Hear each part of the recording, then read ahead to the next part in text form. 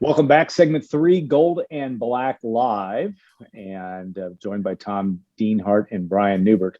Want to thank Jim Everett and Mike Babinski for joining us for the first two segments. Want to also thank our sponsors, Triple X, Hilton Garden Inn, and State Farm agent Trent Johnson, the good folks at WLFI, Gordon Jackson, for putting this on. All right. We are now finally, we've probably talked about this a lot, and we're getting ready for game day. And obviously, Tom, I'll start with you. Purdue this is a very, very important game. Hard to minimize that just because these are two teams that need to get the job done, need to kind of change the trajectory of their program. Showed some promise last year in some ways. Is that an easy way to sum up this game come Saturday night? Yeah, I think we all understand the importance of this game. If you want a hot take, this is must win. How about that for a hot take? There you go. You can debate that all you want, but I don't think you can, again, at the very least, you cannot underscore the importance of this game. When you look at the totality of that schedule, how it sets up, what Purdue likely needs to do to get to that magical 6-win plateau to, at the bare minimum, be bowl eligible. So it's big. It's a peer program, guys. Oregon State's very similar to Purdue in a lot of respects. Even the football programs here and where they're at in their development and their respective coaches. So I know Purdue's given 7 points here, but I think it could be a good game that goes deep into the fourth quarter. Going to be a fun atmosphere, I think, Saturday night in Ross-Ade with fans, the band, the Golden Girl. On and on we go with all that pageantry. And boy, we could talk for hours about the things we're going to watch. But, I think real quick for me, just the bullet points are going to be this defense, number one. How's the overall defense look? Is it getting pressure, creating turnovers? Is it getting off the field on third downs? Bullet point number two, I think, is that offensive line. Are they getting a push? Are they being physical, especially in short yardage situations? Can Purdue run the football to some degree of success to make Oregon State respect the run? And I think bullet point number three is the special teams, right? Jeff Brom just said again Thursday night, special teams didn't give them an edge last year. No big revelation there, but to hear him utter that tells you all you need to know. They need more from special teams. We get it. More starters are going to be on the units. There's a new kicker. There's a new punter. And again, hopefully maybe special teams becomes a strength and maybe wins you a game this year. So those are three, I think, of the big bullet points for Saturday night. Brian, you look at Purdue's program and it needs a pivot, so to speak. Even if the conventional wisdom when you watch the Ohio State game last night and just talking college football, everybody's now dismissing all of 2020. That's kind of a common theme. Like, well, it didn't really happen in terms of what or did it mean anything. But still, this program needs to return its trajectory to upward direction. How do you see that playing out and the role of tomorrow night's game in that? Yeah, you can put all the asterisks you want on last year's results because it was played in a pandemic and, Purdue only played 6 games or whatever it was and all of that stuff. But it still happened. It's still fresh in players' mind. It's still fresh in fans' minds. And there's no striking it from the record books now. You can qualify it however you want, but it did happen. And I think experience is just something that you don't just expunge from your system in a single offseason. I think Purdue needs to get some positive momentum back. When you look at the first couple of years under Jeff Brom, when it seemed like everything was so positive, even if the record was still relatively mediocre by a lot of standards, but not the standard that, Purdue should have been held to at that time because of what they were prior. It was so much about energy and momentum and just positive things happening. Like every time you needed a positive thing to happen, whether that was a result on the field, whether that was a recruiting win, whether that was whatever, whether that just, it kept Purdue relevant. It kept Purdue, kind of moving forward. And that's really, been stemmed here the last 2 seasons, for a lot of reasons. The year before last was a comedy of injuries. And this past season obviously was, played during a global health crisis. So as I said, there's a lot of qualifiers you can put on this. So this season just has to get a better taste in Purdue's collective mouth and the mouths of everyone with a stake in Purdue football and all that stuff. But I also think it's an important year for Purdue to reestablish or establish an identity. Again, I think, as Mike Babinski put it, get back to your roots, get back to the Jeff Brom we hired, take some risks, take some shots, be entertaining more than anything. And when I look at this team, obviously we're going to talk a lot about the defense because it is being basically starting anew from a coaching staff perspective. But the offense has to be better too. I mean, the offense, this is an offensive program by definition and by construction. And the offense has to, kind of take a really positive step forward here now. I think the time is now for Jack Plummer. I think he's experienced. I think he's healthy. I think he's talented enough. And this will be a good gauge of where Purdue is from a quarterback development perspective. There's no qualifier in him winning this job. He just flat out won the job. He's got weapons around him, some of those weapons who won't be here very long, most likely. And it's just time for that offense to put up numbers, but also win games, to play well situationally in the running game. I don't care if they don't run for 100 yards every game. I just care about if you run the ball on 3rd and 1, you get it more often than not. If you have just enough balance to, have balance, that's pretty much all you need. But that offense across the board isn't going to be defined by numbers anymore. It's going to be defined by wins. And I think that's probably the case for the defense too. The numbers might not look all that different this year than they did last year, but I think success lies in sacks, turnovers, and wins. And I just, that's a long answer to a short question, but I think that's kind of the big picture of Purdue's season.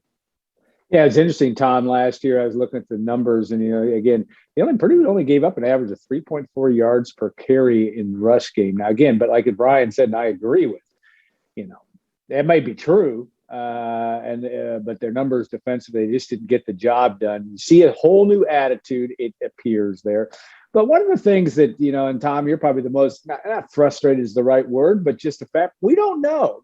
We haven't really seen them. We haven't seen the scrimmages. We're like everybody else where, I want to tell you that Jack Plummer is like Brian said, he won the job and it's his team. But again, we don't know what we're going to see. It seems to me that this team's got to be crisp offensively. And like Brian said, too, and you both have said, it's got to be fun to watch. And I think that's a big factor for, this could be a really fun game tomorrow night to watch between two teams. They could probably score a lot of points, but just fun and expect the unexpected. Need to get back to that. Is that a reasonable view from your standpoint? Yeah, I think they need to try to channel some of that mojo and fun reference down that I think the program had tapped into in 2017 and 2018. When Brom hit town and he won right away to everybody's astonishment. I didn't envision them getting to a bowl in year 1, and they won the bowl game and they got to a bowl in year 2. So there's a lot of fun. There were trick plays, seemed to be more of a more of a freewheeling, open, fun style offensively and even defensively too. What they're doing defensively now, guys, it's basically what Nick Holt was doing. This is basically Nick Holt's defense. They're calling it the same terminology. It's going to be just as aggressive as Nick Holt's defense. And that's going to be fun, too, to have that offensive, aggressive, attacking mentality, not just on the offensive side of the ball, but on the defensive side of the ball, too. So why not? I think in life, guys, everybody does a better job if they're having fun. And I know every job's got its share of drudgery with it, but football can be fun. And when players are having fun, when they know the coaching staff's having fun, when they know the coaching staff believes in them, trust them, I think they all perform better. So that's what I hope to see. An offense that takes its fair shots downfield, a defense that attacks, and the special teams that keeps things buttoned up. That game last night, the Minnesota-Ohio State game, just showed the importance of explosive big plays by playmakers. That was the difference in that game. About every Buckeye touchdown was on a big play. The Gophers could get no big plays. Purdue's got to get big explosive plays. We know that. And I'll be looking for that. And of course, you get those type of plays, it just energizes everybody from the fan in row Z to that walk-on standing on the sideline. So I hope it's an offense and defense that's fun to watch and has some success. Yeah, I think it's fun is a key quotient. No, it was interesting in the game last night. The spread was 14 points, and Ohio State won by 14. Spread and was yet, 14 and a half, I think. Oh, well, maybe right?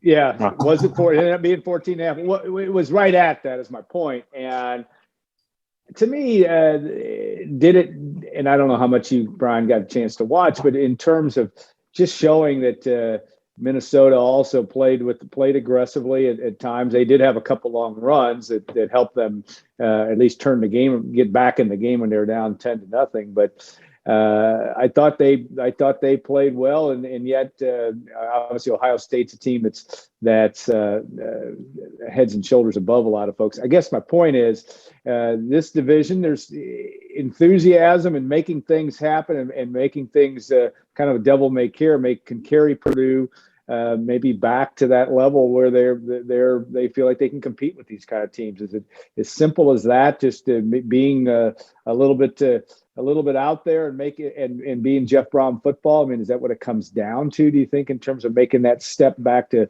being relevant in the college football world? Well, I think last night's game underscored the importance of energy, and I think Purdue needs a lot of energy this year. I think Minnesota came out on its home field with a lot of energy. I think PJ Fleck's borderline psychotic decision to go for it on that fourth down deep in his own territory that paid off, but was reckless nonetheless. I think that gave them a lot of energy as well, and they kind of rode that to that 14-10 halftime lead, where I think everybody watching that game was like, "All right, they're up 14-10 at the half, which means Ohio State's going to win by 3 touchdowns instead of 4." Because I just think teams like that, the first half and the second half are two very different things because of what they do to you at the line of scrimmage on both sides of the ball. It's hard to play 4 quarters against people like that. But you look at Minnesota, I think so much of that just had to do with energy. They got a lot of energy from that swing where they went for it on the fourth down and they got it. They got a lot of energy just from their home field. And they got a lot of energy because that's their coach's MO. He injects that into his players. It's infectious. It may or may not be genuine all the time, but it is infectious. And I think it's imperative for Purdue, to come out this year and play with a lot of energy and just play loose and all of that stuff. I know that's easy for us to say from the sideline, but I think when you saw Purdue's success early on under Jeff Brom, it was an energized sort of team, often playing in an energized sort of environment. We talk about big plays. The offense, as I mentioned before, has to be better. It has to get back to making big plays. The defense has to make big plays too. You mentioned before that, Purdue only allowed 3.4 yards per carry. Okay. Go back and watch the third quarter of the Rutgers game when you simply couldn't stop them field because you were conceding 3.4 yards per carry and 3.4 which equals more than 10 10 equals 13. And it's just the slow bleed stuff is what has to go. You have to make more plays than you give up. And I think, what Purdue had 5 sacks last year, something like that in 6 games.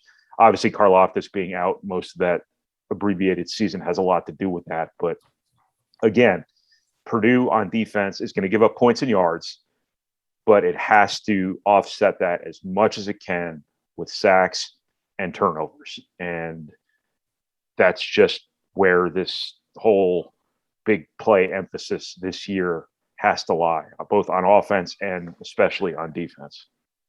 Yeah, we got about a minute and a half left in this segment. Tom, Purdue wins this game if? Purdue wins this game, I think if it's going to be on the offense. As much as we talk about the defense, and I think still, as Brian noted, this is a program about the offense, and I think it would be a good signal. It would be a good sign if the offense wins this game.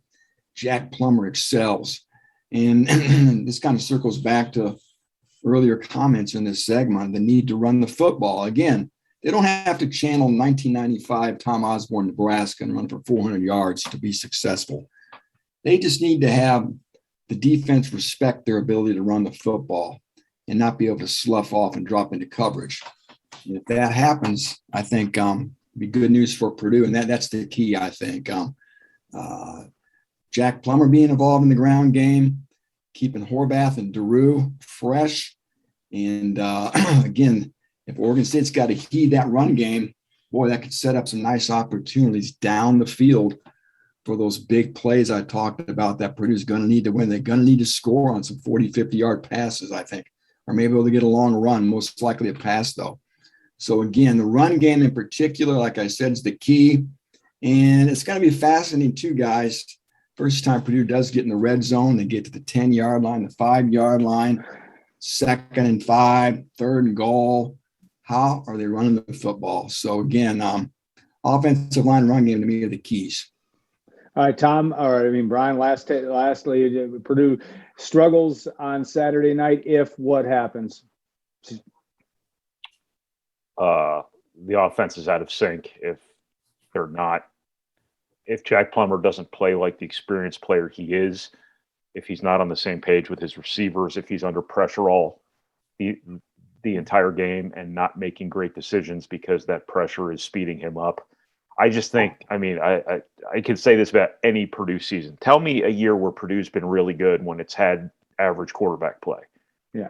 Right? That's just the best predictor of the future is the past. I know every team is different. Every coaching regime is different, but that's just the reality of it, is that this is a place where success has almost always been tied to good quarterback play.